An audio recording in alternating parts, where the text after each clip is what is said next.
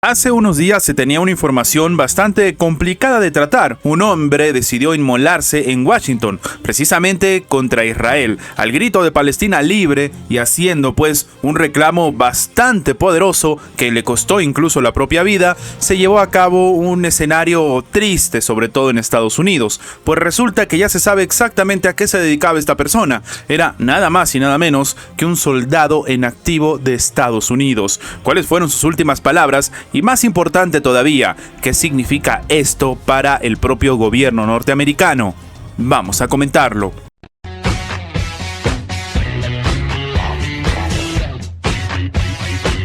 Un miembro activo de la Fuerza Aérea de Estados Unidos murió después de prenderse fuego frente a la Embajada de Israel en Washington. Esto en protesta por el asedio militar del país hebreo en la Franja de Gaza. Esto incluso lo ha tenido que confirmar el Pentágono el día de hoy. El individuo involucrado en este incidente de ayer sucumbió a sus heridas y falleció anoche. Proporcionaremos detalles adicionales 24 horas después de que se completen las investigaciones y las notificaciones a los familiares más cercanos, dijo una portavoz de la Fuerza Aérea en un comunicado, de acuerdo con los reportes de medios estadounidenses. Según un portavoz de la policía del propio Washington, citado por el medio The Washington Post, el hombre identificado como Aaron Bushnell, de 25 años, falleció finalmente el 25 por la noche.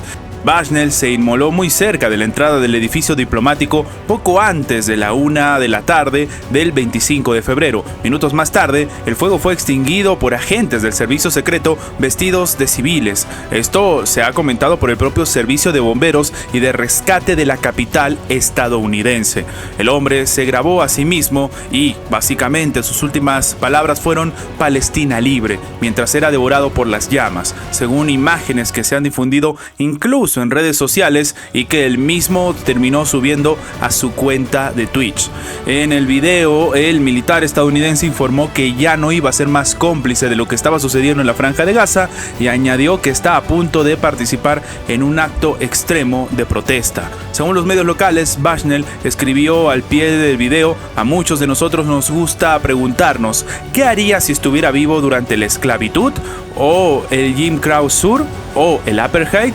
¿Qué haría yo si mi país estuviera cometiendo genocidio? La respuesta es lo que estás haciendo ahora mismo", terminó comentando Bushnell. De hecho, al inicio del video, el hombre comienza a decir básicamente que su nombre se empieza a identificar, dice que es miembro en activo de la Fuerza Aérea de Estados Unidos y que no va a seguir siendo cómplice de lo que está pasando y que está a punto de realizar este acto extremo de protesta. Pero, comparado con lo que la gente ha estado experimentando en Palestina a manos de sus colonizadores, no es extremo en absoluto. Es lo que nuestra clase dominante ha decidido que sería normal, terminó diciendo el sujeto. El mismo fue trasladado al hospital en estado crítico con quemaduras que, como hemos comentado, le provocaron la muerte.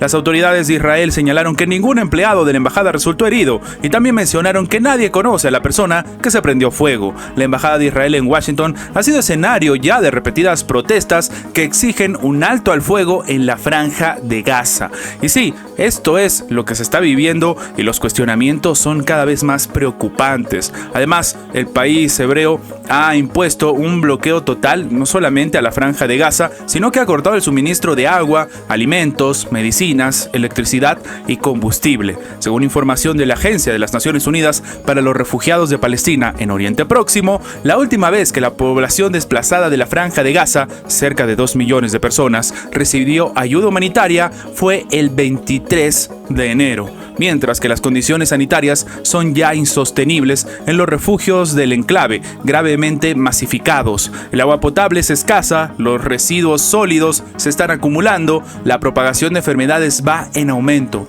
terminó indicando el organismo.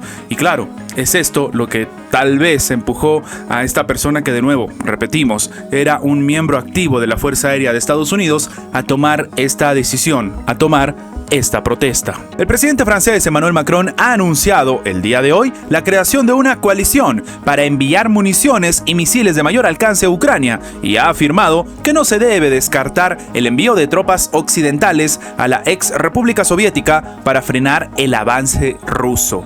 Así como lo están escuchando, una coalición que pretende mandar ya personal. Estamos hablando de mandar ciudadanos de la Unión Europea y evidentemente miembros de la Alianza Atlántica, algo que podría terminar en un conflicto todavía mayor. Lo que ha dicho el propio presidente francés es que hoy en día no existe consenso sobre el envío de tropas, pero no hay que descartar nada. Haremos todo lo necesario para garantizar que Rusia no gane esta guerra. Terminó declarando tras una reunión con una veintena de dirigentes europeos en París. El problema es que es la primera vez que el presidente francés Emmanuel Macron da este tipo de declaraciones. La nueva coalición suministrará misiles y bombas de medio y largo alcance a Ucrania, añadió el mandatario, insistiendo en que la derrota de Rusia es indispensable para la seguridad y la estabilidad en Europa. Así como lo están escuchando, algo completamente increíble, sobre todo tomando en cuenta que en un pasado era precisamente Macron el que decía que la seguridad de Europa dependía también de la seguridad de Rusia y que no se le podía dejar afuera de este debate, pues ahora está hablando que la seguridad de Europa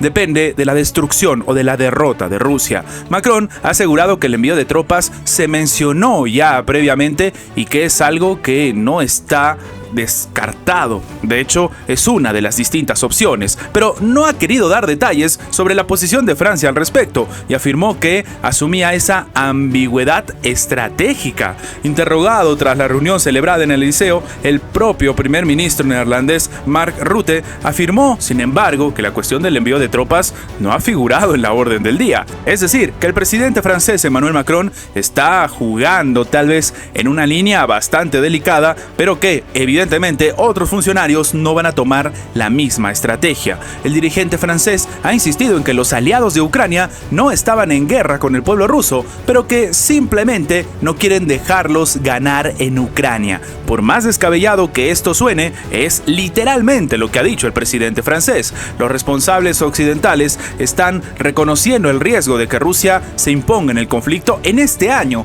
cuando Ucrania se quede sin armas ni municiones. Kiev ha dicho que lamenta el retraso en los suministros del armamento prometido, pero también es cierto que algunos han empezado a cuestionar duramente al propio presidente ucraniano Volodymyr Zelensky por las palabras que en algún momento dijo, que básicamente con el 1% de todo lo que tenía la OTAN le iban a ganar a Rusia, algo que evidentemente nunca sucedió y sí que se cumplió, es el envío de más del 1%. Hemos visto cómo algunos países incluso se han quedado sin sus propios recursos, evidentemente militares, y han empezado a pedir una refinanciación o incluso ayuda militar a los países aliados, ya sea de la Alianza Atlántica o de la propia Unión Europea. Y sí, esta es la primera vez que el presidente francés Emmanuel Macron tiene una forma, un discurso bastante agresivo contra Rusia y completamente diferente a lo que se ha visto en anteriores escenarios. Para muchos expertos, el cambio de discurso o